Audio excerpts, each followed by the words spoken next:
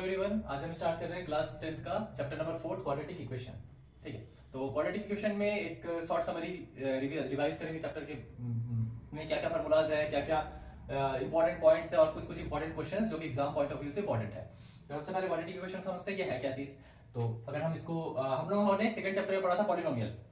Polynomial में quadratic polynomial किसको कहते हैं? px अगर फॉर्मेट कुछ इस तरह हो ax² plus bx plus c, इस फॉर्मेट में हो जहां पे x का जो डिग्री है वो 2 है, देन ये हमारा कहलाता था क्या? Quadratic polynomial. अब इसी पॉलिनोमियल में जब इसको इक्वेशन का रूप दे देंगे, इक्वेशन का रूप कैसे देते हैं? जब उसमें LHS RHS दोनों इक्वल हो, तो LHS इक्वल टू RHS जब हो जाता है तो क्या हो जाएगा? वो इक्वेशन। यानी इसी को अगर हम कुछ इस तरह से लिखे ax² plus bx plus c is equal to 0, तो हम कह सकते हैं कि हमारा एक क्वाड्रेटिक इक्वेशन है। अच्छा, अब इसके बाद आता है क्वाड्रेटिक इक्वेशन के रूट्स और सॉल्यूशंस। पॉलिनोमियल में ही देखे थे, उसके रूट्स क्या होते हैं? रूट्स मतलब ऐसे नंबर्स जिससे ये चीज डिविजिबल है। उसके लिए एक एग्जांपल लेते हैं हम क्वाड्रेटिक इक्वेशन का।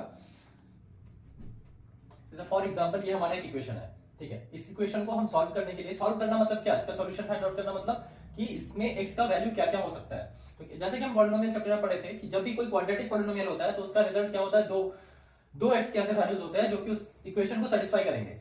सिमिलरली यहाँ पे भी ये क्योंकि एक क्वाड्रेटिक इक्वेशन है तो इसके भी दो वैल्यूज आएंगे जो कि इस पूरे इक्वेशन को LHS RHS को सेटिस्फाई करेंगे। वो वैल्यूज फाइंड आउट कैसे करेंगे हम? उसके लिए हमारे पास दो प्रोसेस होते हैं। एक है फैक्टराइजेशन प्रोसेस, इसका नॉर्मली फैक्टराइजेशन करके फाइंड आउट करें, और एक होता है श्रीधराचार्यस रूल, मतलब यूजिंग एन फार्मूला। तो ठीक है, तो दोनों डिस्कस करते हैं। तो सबसे पहले हम आते हैं फैक्टराइजेशन प्रोसेस पे। तो फैक्टराइजेशन में कैसे करते हैं? मिडिल टर्म फैक्टराइज करके। तो मिडिल टर्म फैक्टराइज करेंगे तो यहाँ पे क्या आएगा? दोनों साइड में क्या है? 6 और 2, 6 टू द 12।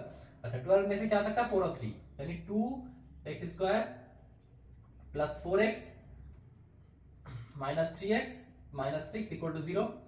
यहां से 2x कॉमन ले लेंगे तो आएगा x प्लस 2, यहां से माइनस 3 कॉमन लेंगे तो आएगा x प्लस 2 इक्वल टू 0। तो क्या क्या फैक्टर्स निकला?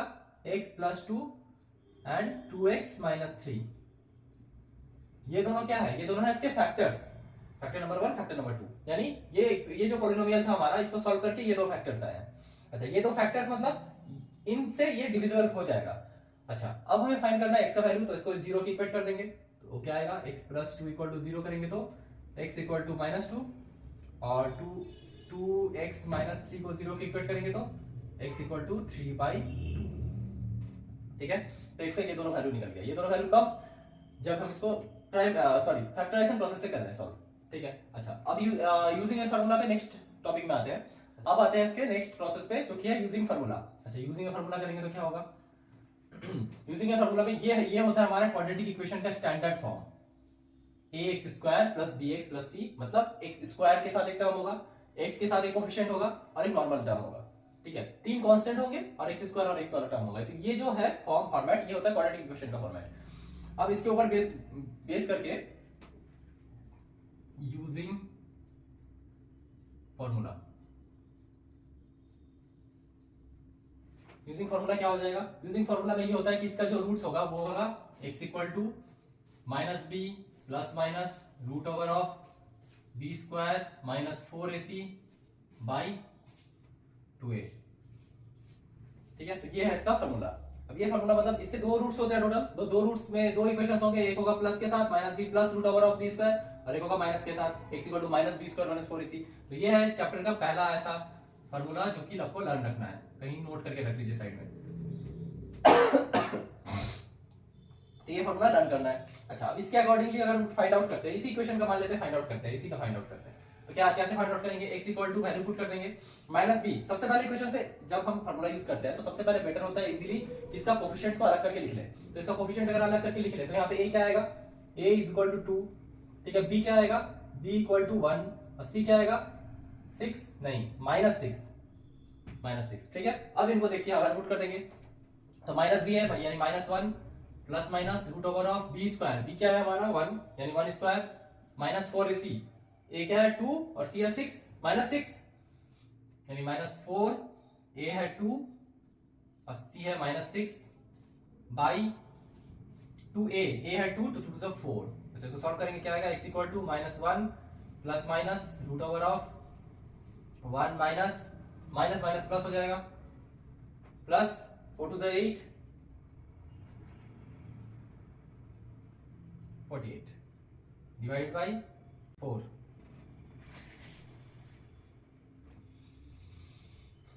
ठीक है, अब इसको सॉल्व करेंगे तो क्या आएगा 48 प्लस 1 49 रूट ओवर 49 क्या होता है 7, यानी x का वैल्यू आया x equal to -1 plus -7 by 4।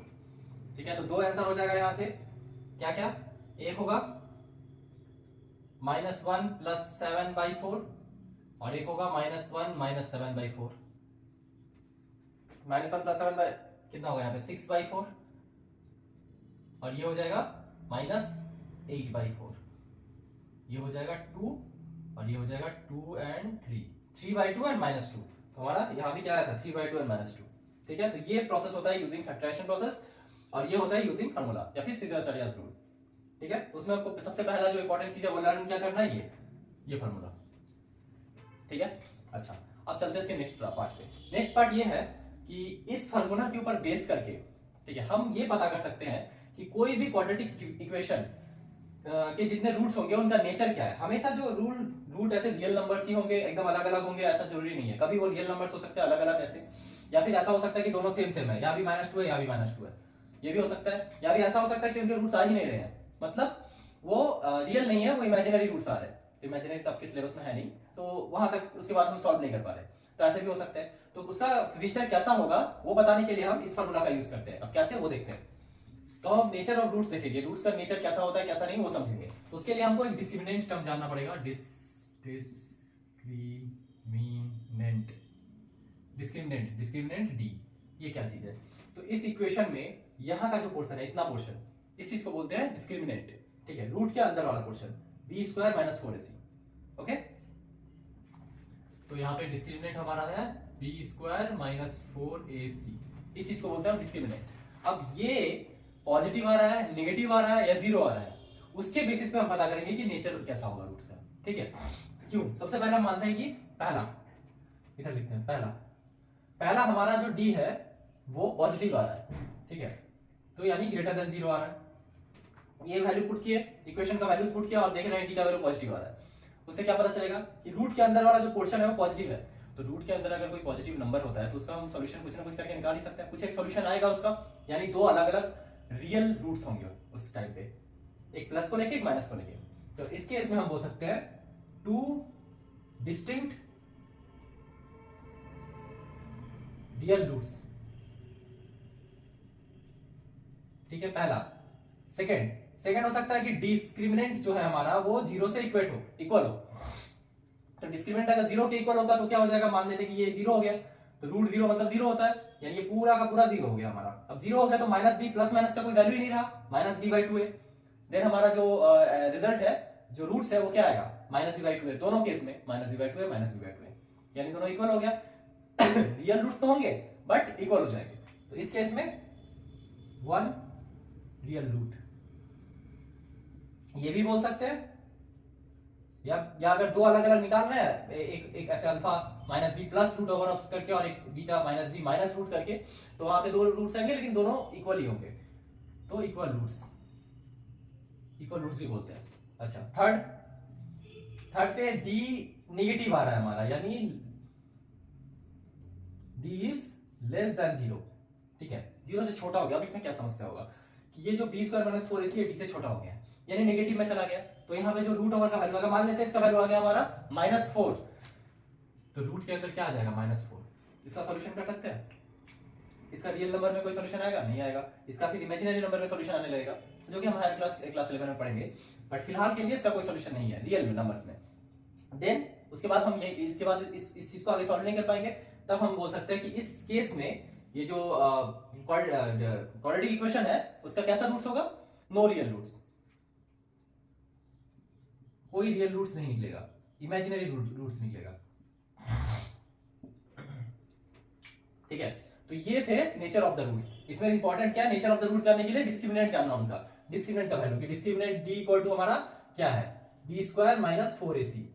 ठीक है, तो इक्वेशन से हमें b² - 4ac देखना है, फिर according to nature of the roots उसको सॉल्व करते हैं। तो इसके ऊपर एक क्वेश्चन देखते हैं कि कैसा question exam point of view से इंपॉर्टेंट है इस चीज के लिए। ठीक है, तो हमारा क्वेश्चन ये है, ये इक्वेशन दिया हुआ है, क्वाड्रेटिक इक्वेशन दिया हुआ है। ठीक है, अच्छा, क्वाड्रेटिक इक्वेशन है, ऑब्वियसली इस फॉर्मेट में है। अब पूछा गया है, अब बोल दिया गया है इसमें कि इस इक्वेशन का जो रूट्स है वो कैसा है, इस कैटेगरी में आ रहा है, इक्वल रूट्स की कैटेगरी में आ रहा है। इसके जो रूट्स है दोनों इक्वल है, तो हमें फाइंड आउट करना है कि फाइंड द वैल्यू ऑफ के, यानी कि वैल्यू क्या क्या हो सकता है हमारे पास। तो देखते हैं, तो जब हमको पता है जब कि रूट्स इक्वल होते हैं तब उसका डिस्क्रिमिनेंट कितना होता है, 0 होता है, तो यानी इसका भी डिस्क्रिमिनेंट 0 होगा। उससे पहले हम यहाँ पे एबीसी, ये ए बी सी क्या है वो फाइंड आउट करते हैं। तो ए है हमारा 3k+1, बी है 2k+1 और सी है 1। ठीक है, अब डिस्क्रिमिनेंट कितना होगा, discriminant equal to B square minus 4ac। Discriminant का वैल्यू 0 है, बी क्या है 2k+1 का होल स्क्वायर मतलब 4k+1 का whole square minus 4ac, 4 a कितना है 3k+1 और c कितना है 1, तो उसका जरूरत नहीं है 4। इसको सॉल्व करेंगे तो क्या आएगा,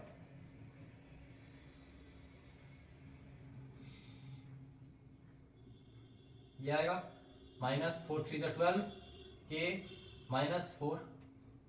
आगे सॉल्व करते हैं, 4k² plus 4 2 8 8k plus 4 minus 12k minus 4। अच्छा, अब यहां से सॉल्व करेंगे तो क्या आएगा, 0 equal to 4k² 8k 12k 4k minus 4k plus 4 minus 4 cut जाएगा। ठीक है, इतना ही आया। अब इसको सॉल्व करेंगे तो क्या क्या आएगा, यहां से 4k कॉमन निकाल सकते हैं, इसको थोड़ा इंटरचेंज कर लेते हैं। तो 4k हम कॉमन निकाल लिए, यहां से क्या बचा, 4k कॉमन निकालेंगे तो k माइनस 1 बचेगा इक्वल टू 0। ठीक है, अब इसको सॉल्व करेंगे तो k का वैल्यू क्या आया 1, या तो k का वैल्यू 0 आएगा या k का वैल्यू 1 आएगा। ठीक है, तो यहां से मेरा हमारा k का वैल्यू आया 1।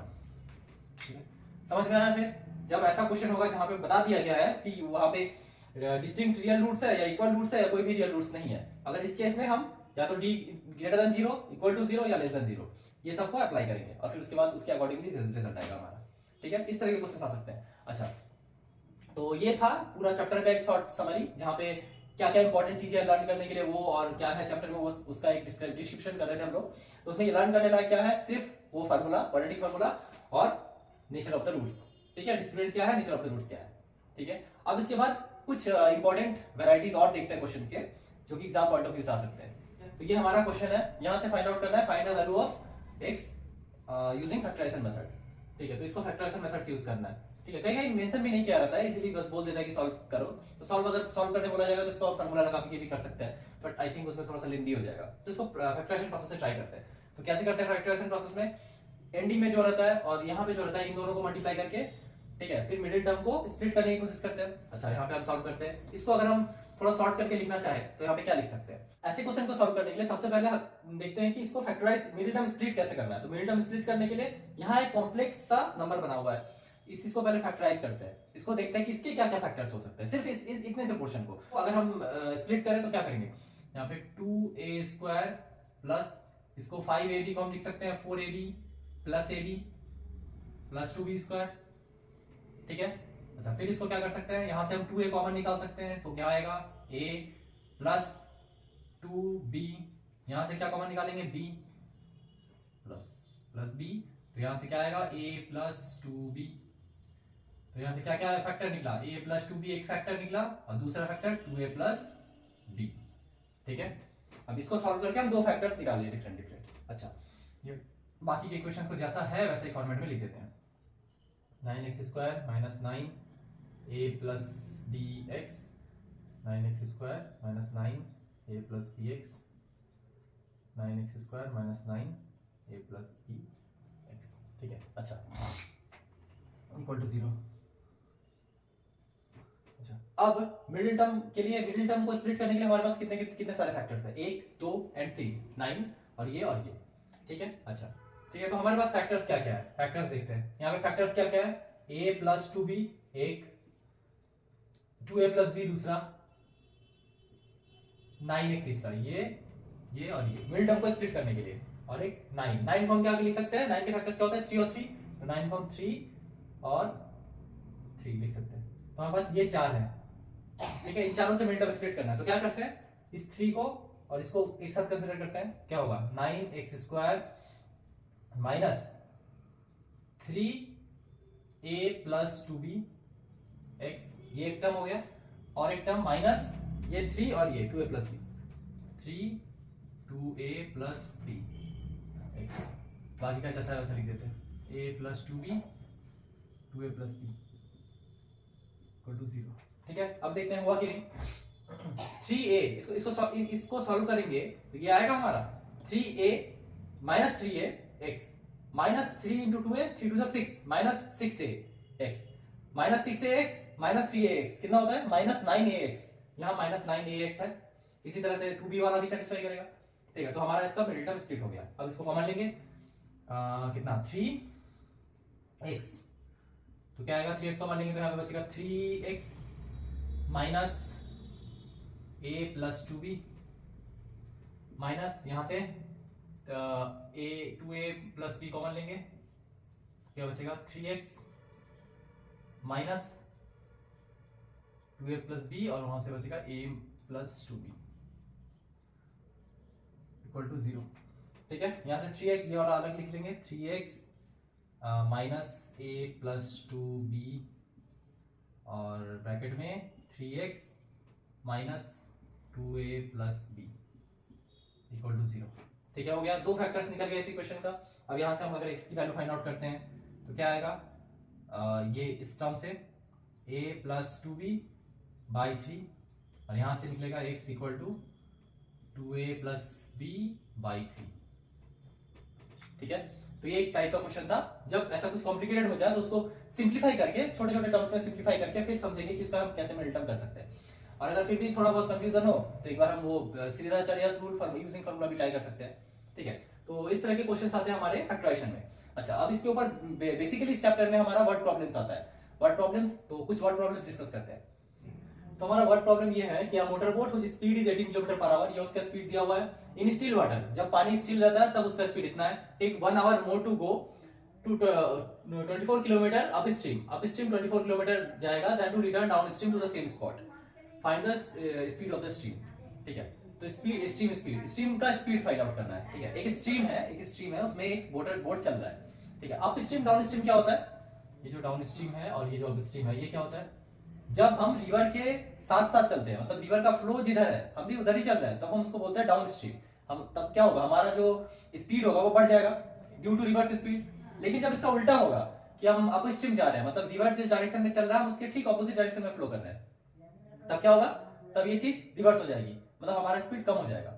ठीक है, तो रिवर अपना एक स्पीड से चल रहा है, वही पूछा है यहाँ पे, रिवर अपने किस स्पीड से चल रहा है। तो क्वाड्रेटिक इक्वेशन में जैसे कि हमने इसके पहले वाले चैप्टर में देखा था लीनियर इक्वेशन टू वेरिएबल्स, उसमें हम क्या करते थे वर्ड प्रॉब्लम्स में लास्ट में उस वैल्यूज को लेट करते थे जो वैल्यू हमें फाइंड आउट करना है। जब कुछ हम इसमें क्या लेट करेंगे क्या नहीं लेट करेंगे, कुछ कंफ्यूजन हो रहा हो तो बस आप देखिए कि लास्ट में क्या पूछा है, क्वेश्चन में क्या पूछा है, जो पूछा है उसी को हम सबसे पहले एक्सलेक्ट कर लेते हैं। तो यहाँ पूछा है find the speed of the stream, तो उसी को लेट कर लेते हैं, speed of stream B X, speed stream का स्पीड x ले लेते हैं। अगर स्ट्रीम का स्पीड x हो जाएगा तो अप स्ट्रीम जाने के बाद अप स्ट्रीम में बोट का स्पीड कितना हो जाएगा, तब बोट का स्पीड हो जाएगा बढ़ जाएगा, सॉरी घट जाएगा। अप स्ट्रीम में जा रहा है तो कितना घटेगा, motor boat speed is 18 kilometre per our in still water, motor boat का स्पीड कितना है 18 किलोमीटर पर आवर, तो इससे स्पीड घट जाएगा, मतलब 18 माइनस x हो जाएगा। ठीक है, इतना। और डाउन स्ट्रीम में बढ़ जाएगा, 18 प्लस x हो जाएगा।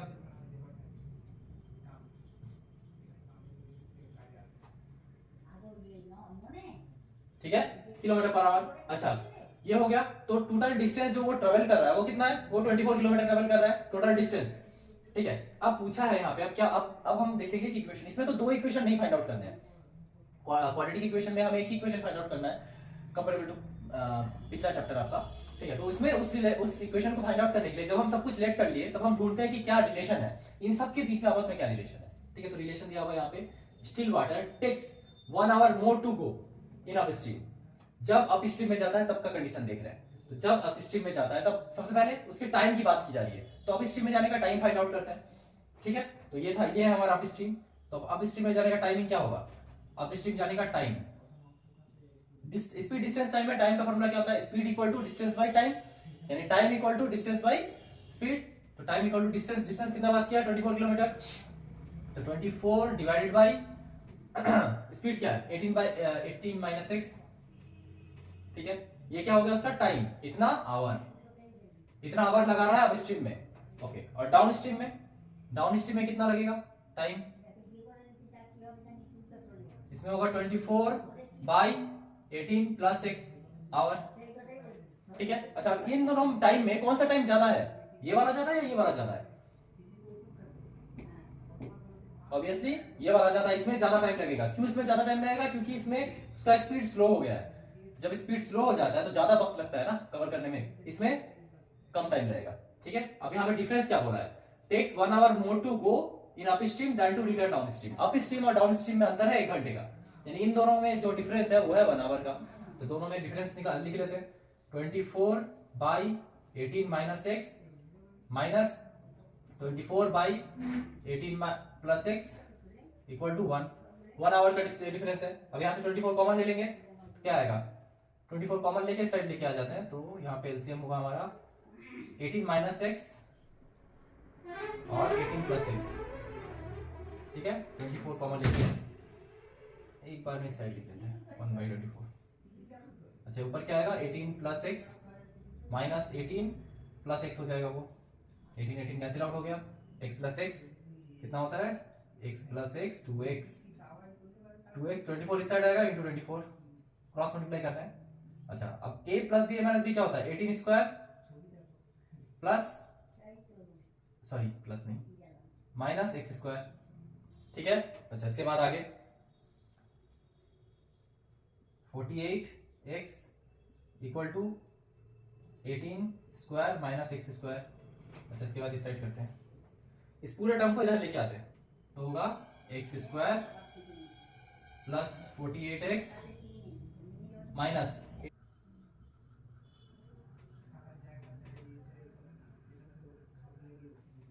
इसको सॉल्व करते हैं। तो यहाँ पे क्या होगा? वैल्यू मिडिल टर्म से इसको यूजिंग फार्मूला सॉल्व करते हैं। तो फार्मूला सॉल्व करेंगे तो क्या आएगा?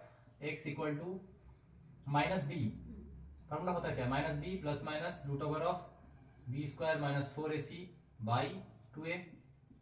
अब यहाँ पे b का वैल्यू क्या है? 48 minus 48 plus minus root over of 48 square minus 4a का वैल्यू 1 यानी c का value 324 equal to minus 48 by 2a। a का वैल्यू क्या है? 2। यहाँ पे क्या लिखेंगे?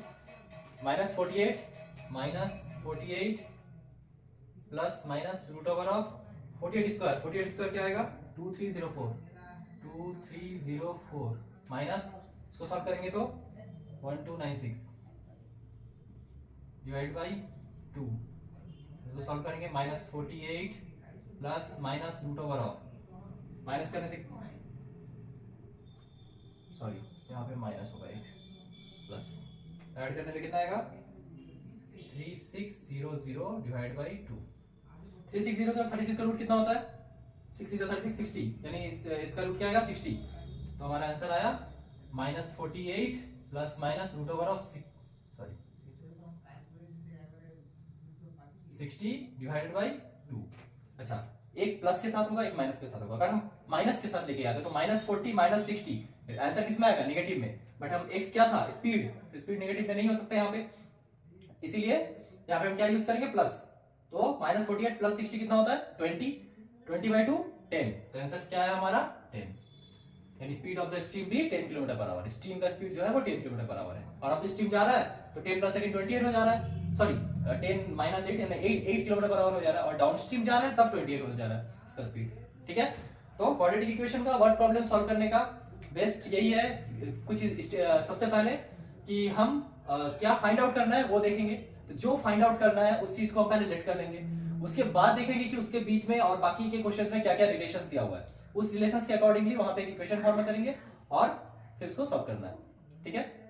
तो एक ये छोटा सा क्विक वीडियो था, क्विक रिवीजन था चैप्टर का, इसलिए इस चैप्टर में बस इतना ही। कुछ भी क्वेश्चन में डाउट होगा, प्रॉब्लम होगा तो आप नीचे कमेंट में पूछ सकते हैं। आज के लिए बस इतना ही, हम मिलते हैं इसके बाद इसके नेक्स्ट चैप्टर पे। तब तक के लिए best of luck for your preparation.